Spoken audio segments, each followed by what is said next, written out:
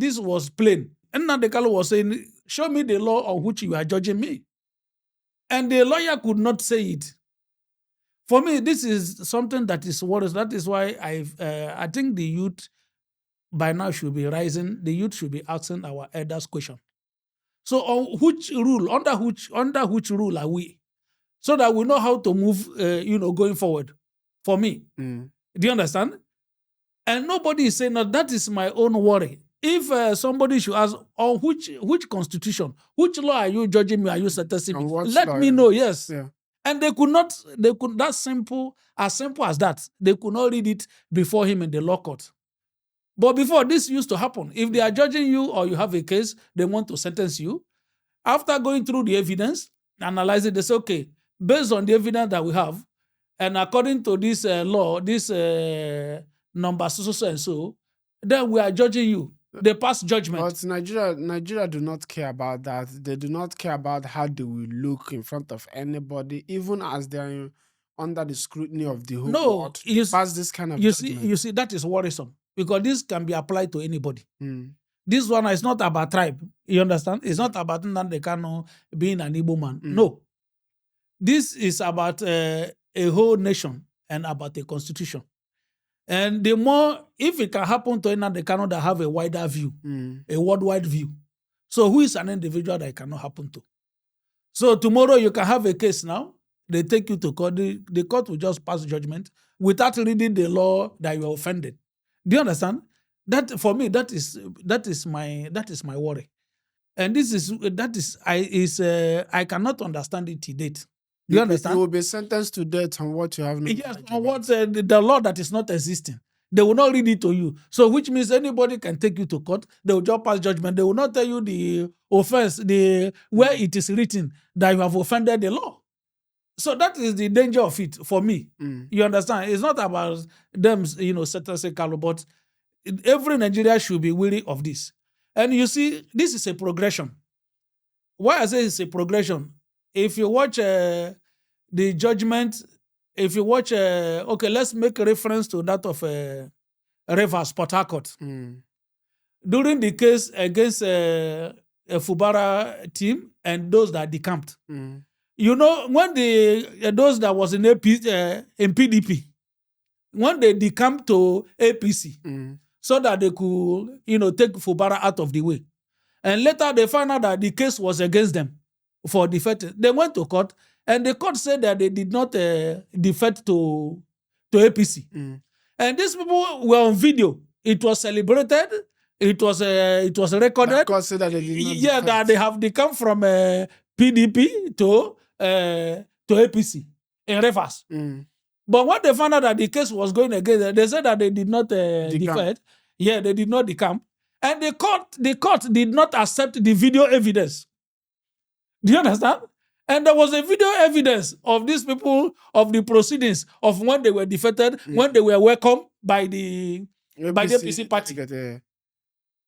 And the court did not recognize that. Even during the 2023 election petition, they did not accept video evidence. But on Nnamdi Kanu sentencing, the judge was reading a pronouncement or a broadcast that he did from abroad, which is virtual. So how can that be accepted now? If it was not accepted in a reverse, if it's not accepted during the 2023 election, it depends on how is it accepted now? Yeah. And even if it's accepted, so why would the judge not quote the law or which is judging him? No, they all have their separate playbooks. So if they are passing their judgments according to what the law says, that means the law will be constant, right?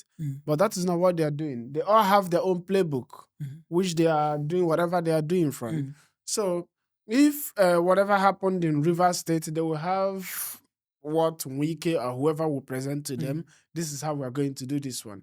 Just like during the election tribunal, they will have their Tinubu camp and whoever that is writing out this script to them will say, this is how we are going to do it. So it's not about the law. The law is only one. Whatever you are going to do, you are going to get it from only one book and one constitution. So it's always going to be constant. Nothing like changing here or changing there. But they are not playing by the law. That is why I ask you, before Nnamdi Kanu, did you even have hope on this, whatever that is going to happen now? You know, from everything that is happening before, I've seen, following this case, I have come to a conclusion. I have already even made up my mind that Nnamdi Kanu is not going to get justice or got acquitted. You know, before they went and kidnapped him from Kenya, they already know how the thing is going to play out. They knew that if they bring Nnamdi Kanu from Kenya without the proper channel, they cannot try him, because that is what the law said. They know, somebody advised them.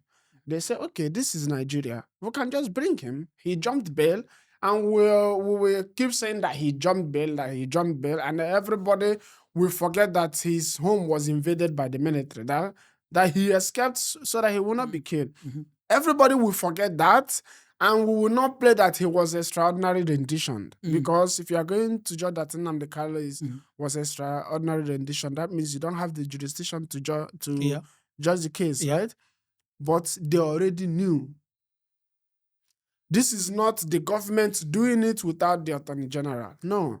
They were all in sync with everything that played on. Yeah, they already knew. Yeah, yes, they know. That is why I always say that if you are corrupt, if you are evil, you are smart by half.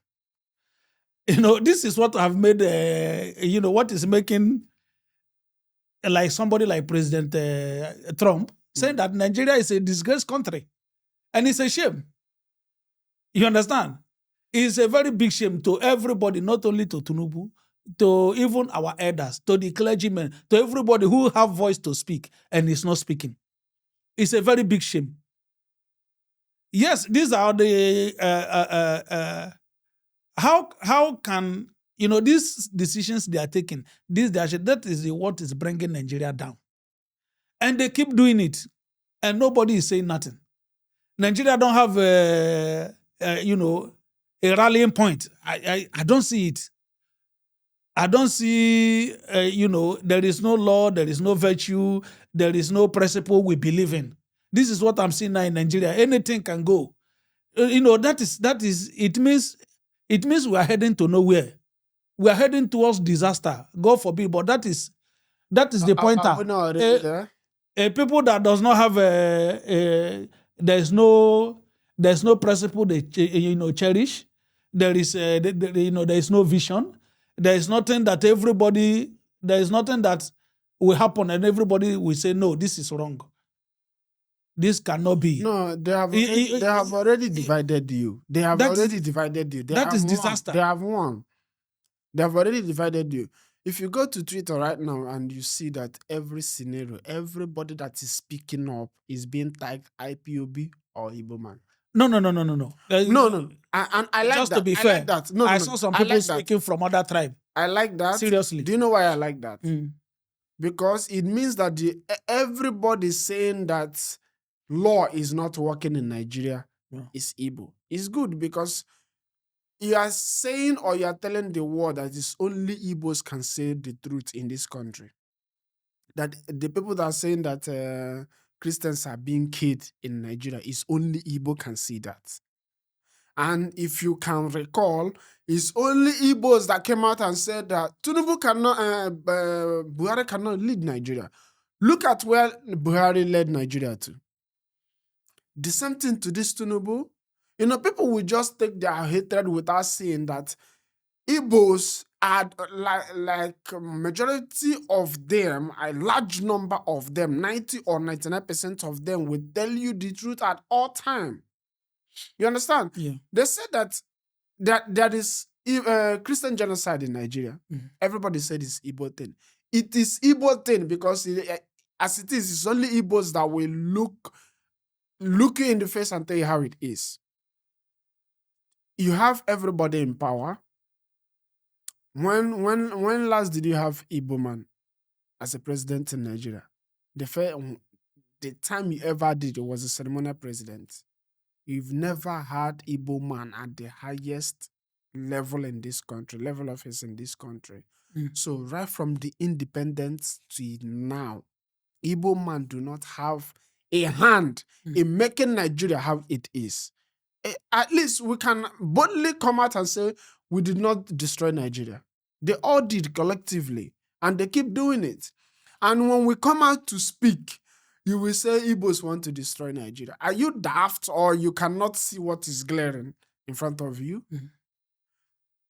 This, after your 8 years of Buhari, taking Nigeria from where, how many years, like 60 years backwards to where it is now, and Tinubu continue. Yeah. Everything, insecurity, inflation, no food, poverty, up to 100 million Nigerians are in poverty. And your problem is Igbo. Your problem is Igbo. So, and because of my passport, there is no way you ask me where are you from. I will say I am Igbo, or I will say I am Biafra, just because of that passport. As it is right now, I have things to make me proud and say, no, I did not contribute to how Nigeria is right now. Because that is how it is. Yeah, but in the entire world, they see you. I'm saying I am Nigerian now. They see you as a Nigerian first. Yes, because of my passport, they will say, oh, you are from that useless place. But I don't have any hand in making it how it is. It is Yoruba and Hausa and Fulani made Nigeria how it is right now. They have made it ungovernable. The law is not working. Nothing is working there. A country with almost the highest resources in all ramification in Africa cannot boast of 40 kilometers of good road. They cannot boast of lights. They cannot boast of good health care. They cannot boast of social amenities. Anything, they cannot boast of it. So we need to be saying, oh, Nigeria is useless. Oh, Igbo man did not make it like that. We don't have any hand in it. Okay. Yeah. Largely, you will say that that is within. Largely within, you can say that because they are never in the helm of affairs in making a decision in Nigeria. But outside Nigeria, they see all of us as very unfortunate. Nigerians. Yeah, we all contribute to the mess that is going on. But within Nigeria, I think it's our elders that have contributed, majorly. Our royal fathers, our elderly men. I don't know. It always brings me to question. So where do they stand? They can see that Nigeria is not working. They've lived for a long time. They could see that where we are heading to is disastrous, and yet nobody is willing to do something. For me, Nigeria is a mess. It's a shame. This, Nnamdi Kanu's case, it exposes so many things. Like you rightly mentioned, he was, rendition extraordinarily, which is illegal. And in law, we are not lawyers. You can't make legality out of illegality.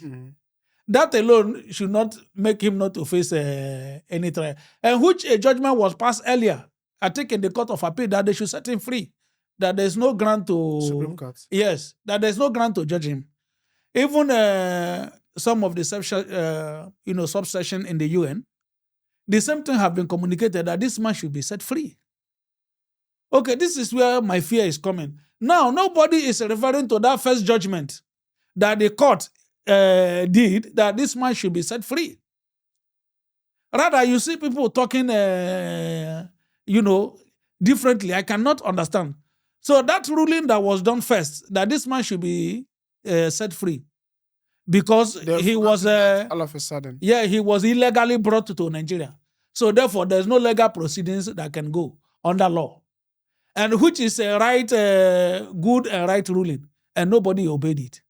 Now you are saying this one that ruled illegal, that this is the correct one. Yeah. Man, Nigeria is a shame. And what about his case that was acquitted? Yes. That was by the Supreme Court, right? I think 2 years ago. Yeah, I think that was 2022 or thereabout. Nobody is saying that They one all again. forget it. Yes. So that is my fear. So Nigeria, where are we heading to? What do we stand for? Do you understand? What is our rallying point? What is that will happen? And and the whole Nigeria will say, no, this one we cannot take it again. See, now, when you remember all these kind of things, right? Then you will start looking at all those people you are calling clergymen on Twitter. When they interview them, you will be hearing the kind of Queen's English they will be speaking, defending this kind of undefendable judgment, this kind of atrocity, this kind of I cannot say the Banana Republic. I don't know. Nigeria, I think we are in that stage. No. Banana Republic means where the law does not is not upheld. I think that is exactly where we are now. If people who said that you will hear I graduated of law, and they will be calling wherever they graduated from. I don't know. They will be calling wherever they graduated from, and they will forget that a court in Nigeria have ruled that Nnamdi Kanu cannot be tried in Nigeria because of how he was brought back to Nigeria. And you forgot that a court have acquitted him of his charges. Yes. And all of a sudden, you are celebrating, everybody's ramping about that Nnamdi Kanu has been sentenced to life imprisonment. It was good. The judge was reading everything. I think he read it more than 2 hours. I don't know. That man, sorry to say, that man is an illiterate. Wait. Sincerely, I don't think he got there by merit. I understand. I think we should call him Injustice Omotosho. Sincerely speaking, Injustice right? Omotosho. Yeah, Injustice, not Justice Omotosho. Injustice Omotosho. Yes, Injustice, that should be his name. He does not merit that post. Wait. I want to understand. He does not merit it. Wait. Nnamdi Kanu was not caught killing somebody. No. Nobody testified that he killed somebody. No. Or that he sent them to go and kill. So you sentenced somebody because of what he said. No. To life imprisonment. Yes. And the prosecutor was asking for death sentence. Yes. On what ground? Jesus Christ. We are not even backing him. Let's assume he committed the crime. Let's assume. Okay? But quote the law on which you are passing judgment. It's as simple as that. Do you understand? For me, that is my worry. Okay, let's assume Nnamdi Kanu committed that. Let's assume what they said, everything they said is true. Okay, but what is the law? On which law are you judging him? Why you cannot quote it? Or are they going to rehabilitate him? I don't know. And send him into the army. Yeah. Because that's what they do to terrorists. This is shame. This is shame of a century. And okay, you see, that have brought also the case before the Congress in America. One of the Congress guy was saying that Nigeria judiciary is a mess. And these guys don't even care. These guys don't even care. No, they don't care because they are evil. They don't care because they are corrupt. That is they thrive in that situation. You understand? Yeah, if something should go normal, all of them will be relevant. In a second. People who think this way cannot compete. Never. They cannot compete in a standard situation. They are thriving because of Nigerians like this. Yes. And you cannot see in a lawlessness. You in a country that is that runs on principle and law. That judge cannot be a judge. Never. It's not possible. Never. And that prosecutor cannot get a job. Never. It is simple that this is how it is, but because of how Nigeria, these people, what they do is they'll find somebody that they can use, then they will promote that person. Appoint the Tinubu. Yeah, that's what they judges. Do. You remember? Tinubu have appointed judges, people that he will be using to execute his illegal jobs, whatever that he wants to do. You see, this man, our current president Tinubu, is a bad guy. Sincerely, these are people that have. No, I'm telling you, most of them don't know the depth of his, of his evil dealings. Yes, You know, since he did not contest, why he was not contesting, he was working behind to change the rules, the laws. You remember, if Nigeria laws was not changed, this man cannot become a president. Part of the reasons, part of the law that they work from behind to change was that some cases is is uh, is for party to decide, not for the constitution. You remember when they raised case about his eligibility to contest as a president in Nigeria, and the court said that is Party. that is a party issue.